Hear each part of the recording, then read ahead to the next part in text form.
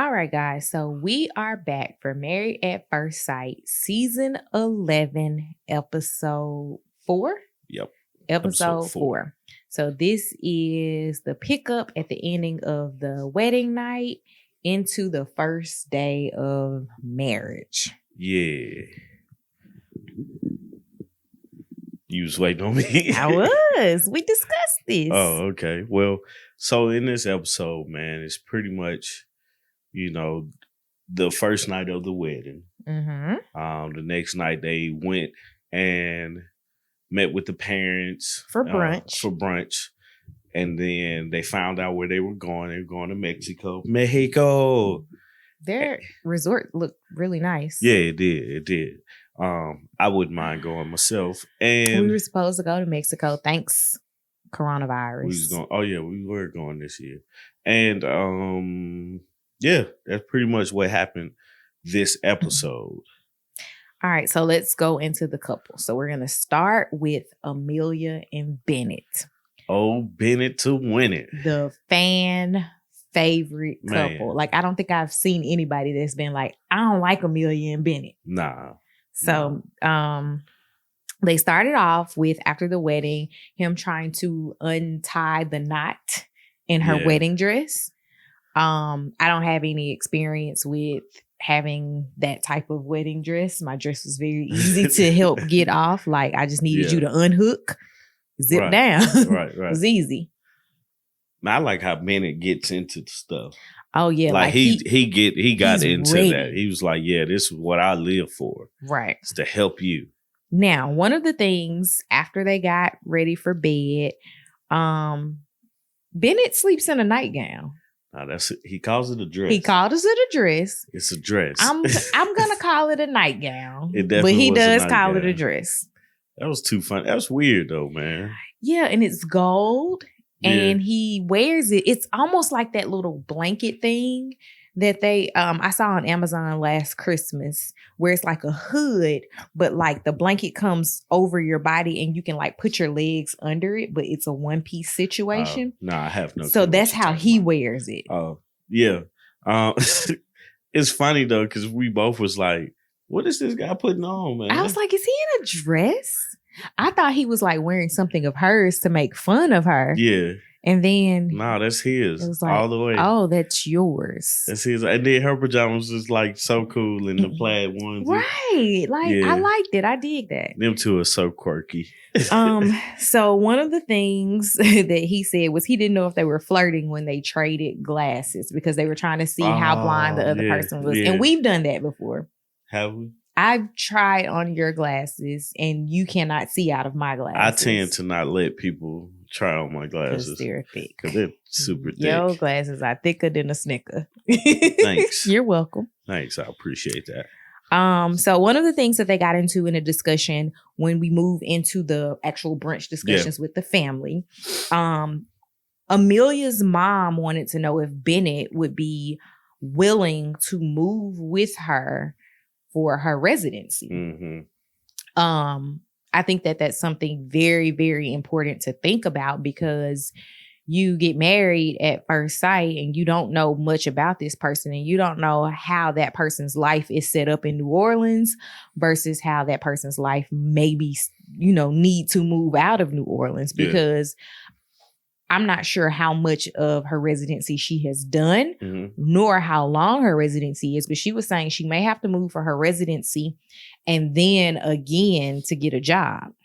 Yeah. So I'm still wondering what type of medicine she practices. I want them to get into that because I'm interested. Like, I don't think I want her to be my OBGYN. Yeah. But she could be like my podiatrist. Yeah. She could even be Lily's pediatrician. But I don't think I want her in my lady parts. Yeah. Yeah, I can see that. One thing that Bennett's sister brought to Amelia, right? Mm-hmm. Yeah, Amelia, is that he don't want to have biological kids. Which it's nothing wrong with. He said he'd rather adopt. There's nothing wrong with that. But it's nothing wrong with wanting to adopt. He said it was unethical. Right. That's what bothered me. That's what doesn't make sense to me as well. It's like, how is it unethical to have kids? Which he explained his reasoning was There's so many kids. There's so many kids that don't have a place to stay. Mm-hmm. And, that's his, I would rather adopt than have my own. Me personally, I just want to multiply the world with my own. Okay. I mean, been there, done that. I have a kid. I mean, I am physically able to have children, obviously. Yeah. But I don't I would adopt. Yeah. I would prefer to adopt at the toddler stage. I know most people want to adopt baby babies. Yeah. I would prefer to adopt at the toddler stage though, so that I can move past all the baby stuff. Like the waking up in the middle of the night, blah, blah, blah, yada, yada, yada. But I guess it's easier to do if I was giving formula than my current life situation with breastfeeding. Yeah. But that's something to think about. I'm not opposed to adoption. I would adopt.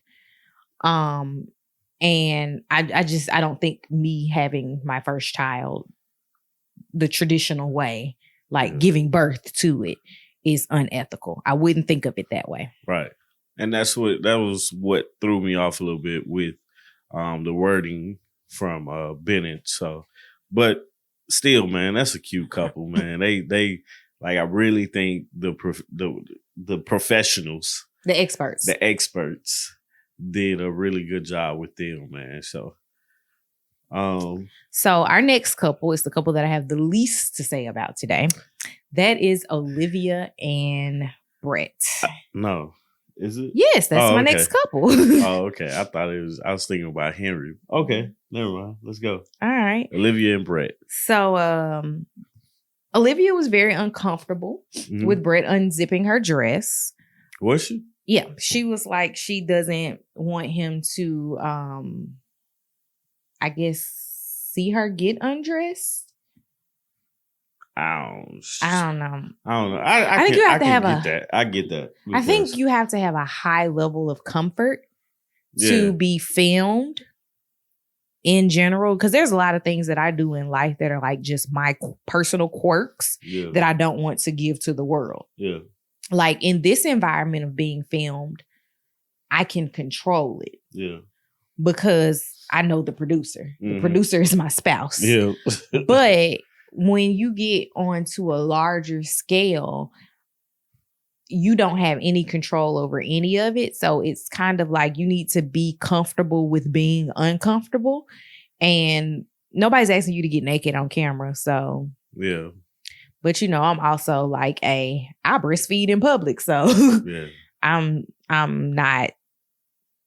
I'm weird when it comes to showing body parts. I don't care as much. I'm not trying to get naked, but if you got to see it, you got to see it. Yeah. One of the funny things that happened was Brett and her were having a conversation and he was like, we got married. That's why I shouldn't drink. Yeah. Right. I did think that was funny. It showed off a little bit of his sense of humor. I did not know that he truly had a sense of humor. So that's nice. So one of the things that we found out about this, in the sit down with the family, was that Brett is agnostic. Yeah. And not Christina. I'm mixing up my couples. You see what I mean? Them two, they're similar to each other. Olivia is Christian and was raised Christian. So an agnostic person is basically a person that doesn't believe that I guess they don't claim a faith and they don't disbelieve in God, but they don't believe in God either. Yeah. And he said that he grew up Christian. So he understands and he's willing to live his life abiding by Christian morals, but he's not going to church. He doesn't believe in organized religion. And it seemed like her family wasn't very,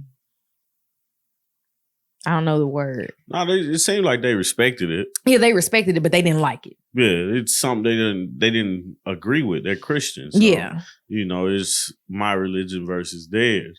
But they seemed like they respected it. And, you know, the funny part to me was the mom, Olivia's mom was like, I'm trusting you to take care of my daughter. And Brett was like, oh.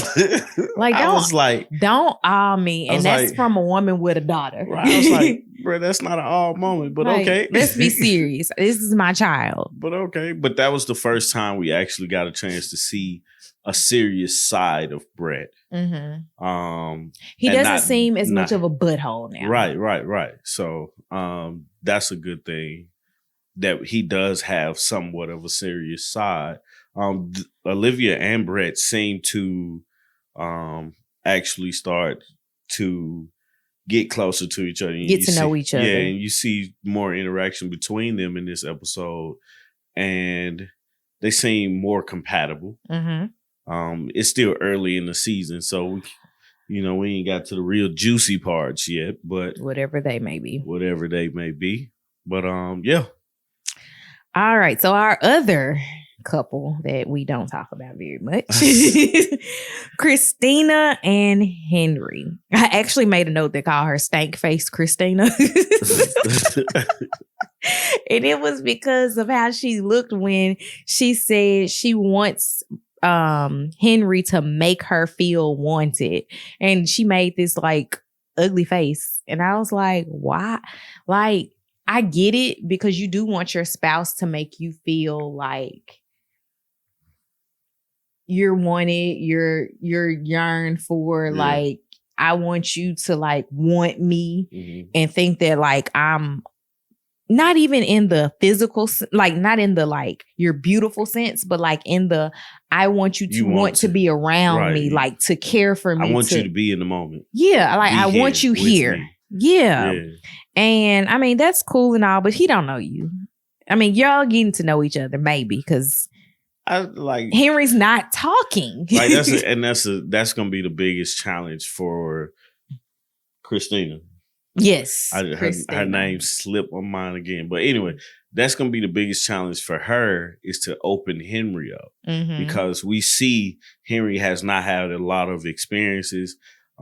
Pretty much talking to Christina talking to Henry's folks, like they are more talkative, which is weird. Like there's but that makes sense though. The dad is more talkative, and they seem to enjoy Christina. And when you see the interaction between Henry and his family, it seems more so of a, hey, my family's getting on my nerves type thing from Henry. You know. Well, I guess I could see it from like Henry being a reserved person, because if you're in a family full of huge personalities, you tend to be reserved. Like everybody can't be loud and obnoxious. And I'm not saying that his family's loud and obnoxious, but his dad gonna tell it like it is. Yeah, like everybody can't be loud and in your face because somebody has to be the person that's taking it.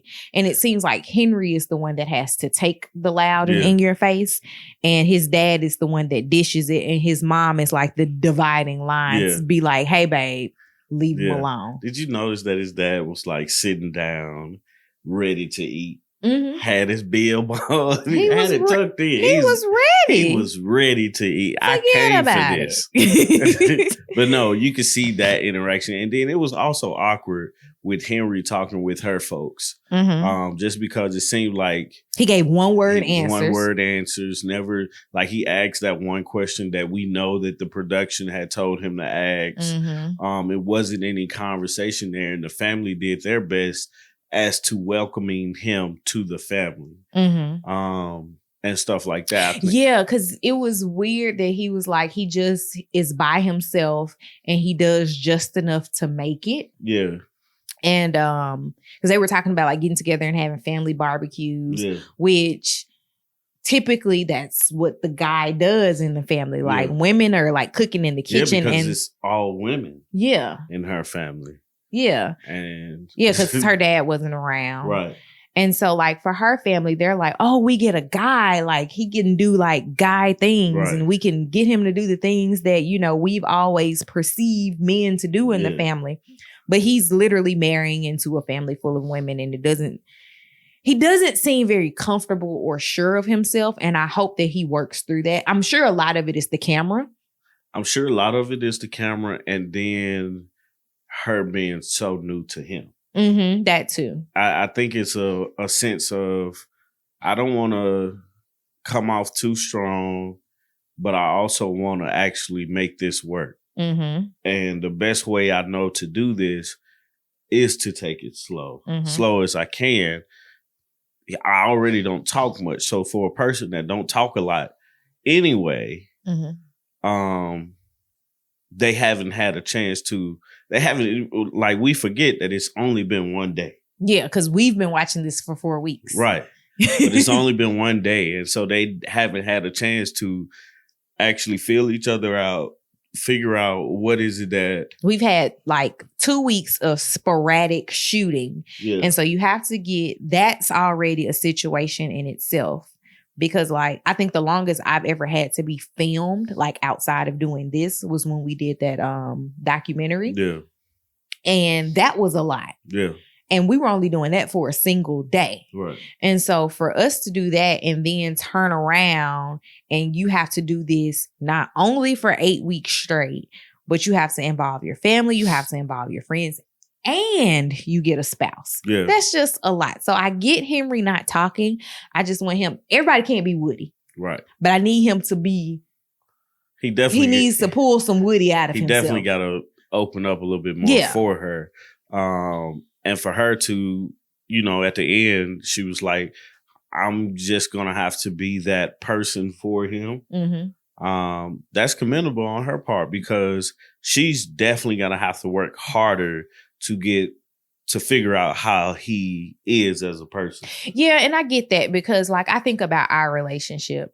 When you are around new people, you are a very quiet person until you get to know them. Yeah. So like I don't have to help you get to know people, but like creating the environment for it to be like a healthy, flowing environment. Like you need that to make that work for Henry. So I think that if she can do that, they may be able to work things out. I think them going on the honeymoon with the other couples allows them that comfortness that Henry needs to get, you know, to talk more and to open up a little bit more with his wife. I like the fact that they're doing the honeymoons together now, because I remember us watching earlier seasons and they didn't. Like I think Chicago, they did not. Like they each went to separate resorts. Did they? Yeah.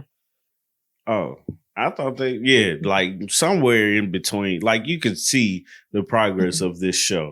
So, it works out. And then last but not least, the last thing about Christina was that she travels a lot, which she made it seem like she just traveled, but she's a flight attendant. Right. So traveling for her is not as costly as it is for the average person. Yeah. So, like this is going to be Henry's first time leaving the country, them going to Mexico. Yeah. Which is great.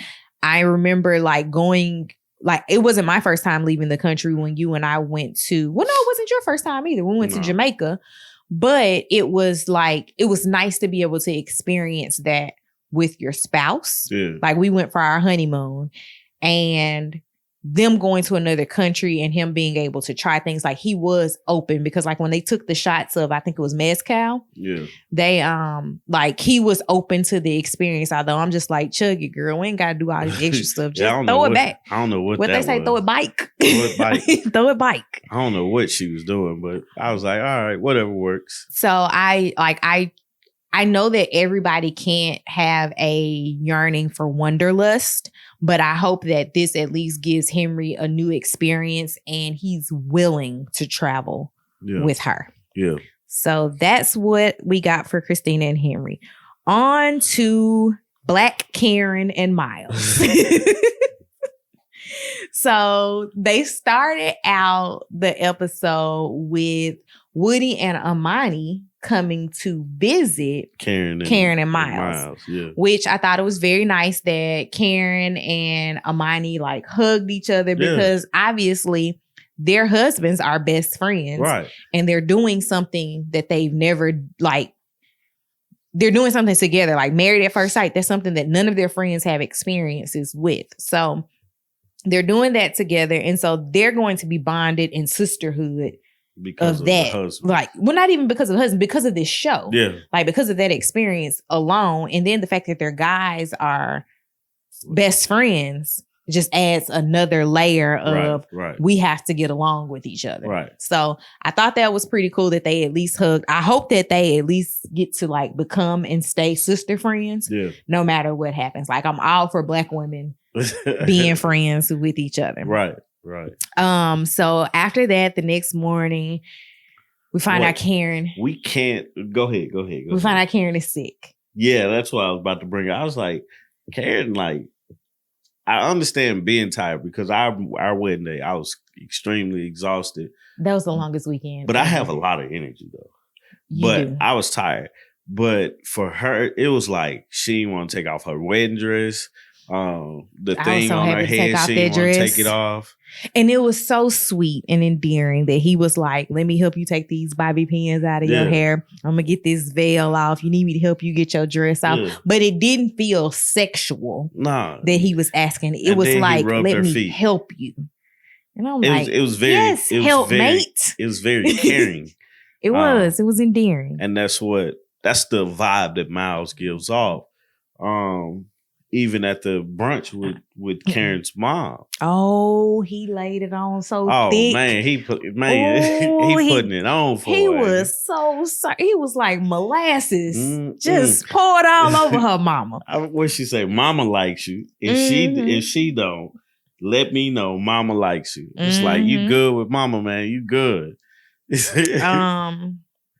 Yeah, I was about to mention that her mom is not on board with the filming process. And she kept saying it to Miles like it was his fault that her daughter was married. Right. And it's like, no, she signed up for this. And I kind of get it because you want to be able to get to know the person that your child is marrying, or even like your friends or any family members. Like, you want to get to know that person beforehand. But I also understand it in the regard that, like, for myself, we live hundreds of miles away from my family. Yeah. They were never going to get to know you the way that I knew you because they were so far away. Yeah. But they did get to build a relationship with you. But it's like, Karen don't know him. Karen mama don't know him. And Karen's mama is not with the BS. Yeah, nah. She is not with the game. Like, I think she might have a blade. And she might cut him. She was not going. She might. But, at the end of that conversation, man, she was pretty straightforward and she was cool with Miles. Mm-hmm. That's the one part that she needs to be cool with. Yeah, she was okay with him, just not the process. Yeah. And then we got to Miles's parents sitting down with Karen. Yeah. Miles' daddy is turning everything into a roast session. I ain't heard much about what Miles' daddy was saying. He was just like, well, actually, not even just the daddy. The mama was like, don't hurt my baby. Yeah. And I feel her. You don't want your child to be hurt. She was like, send them on back. Send them on back to me, and I'll take care of the rest. Mm-hmm. Like, dang, woman, this is a 26-year-old man. Let that man get his heart broken sometime. I mean, obviously he has, because he said he had been in 10 relationships. I'm like, you 26. That's in the next episode. It is. That was in the previews, we don't know anything about that. That's in the next episode. Anywho, so after the sit down with the parents, we saw that in true Black girl fashion, Karen went and got her hair braided. Yeah. Because we not finna mess up this natural hair on this honeymoon. Right, exactly. He came back, was like, oh boy. I'ma kill him with these. And then this brother packed a suitcase of shoes. That's just excessive. I don't even own that many shoes. He bought 10 pairs of shoes, and I don't own 10. It was 10 pairs of shoes. That's what Karen said. Oh, I don't know. I don't own 10 pairs of shoes. I was like, you're not gonna wear that many shoes. I might be becoming a minimalist when it comes to shoes. Right, you're on vacation. You're not gonna wear that many shoes. Not at all. It's not enough places for you to go on this resort. I mean, it is what it is. he got a true, I'm gonna kill him with these.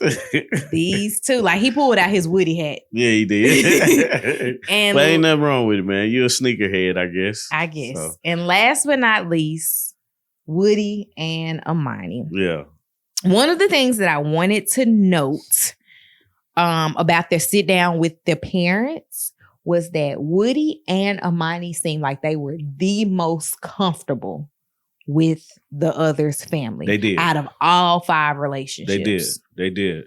Especially Woody. Yes. Woody was like, almost as if he was about to be like, you gonna finish that on your plate? Right. Like, he was that type of comfortable. But when Woody was talking to the parents, in my mind, I was just like, what is this dude? Because it felt like he was just rambling. I'm sure the conversation was actually going somewhere. Right. Now, we have to also remember that Amani's daddy, the one that was there, her real daddy, he don't speak well.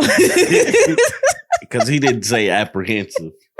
He didn't know that word. I don't know what he said, but he didn't say apprehensive. Didn't say that word right. Apprehensive? He said something. Something. But I enjoyed seeing them sit down and speak to the families. Like, Woody's grandmama and his mama were about to go at it with each other. Grandmama was finna be like, not my boy. You not talking about my baby like that. No, you ain't. But I hope that Woody has gotten to the point of being able to control his rage. Because that was one of the bigger things was the mom said Woody's mom was like, when Amani, right? I'm so bad with their names. You are. Do you know my name? Yeah. Okay. Wife. Amani asks them if he had an issue with anger or something like that. And Woody's mom was more so like, I've seen the devil come out of him. Like, who would say that about their child? Yeah. First off.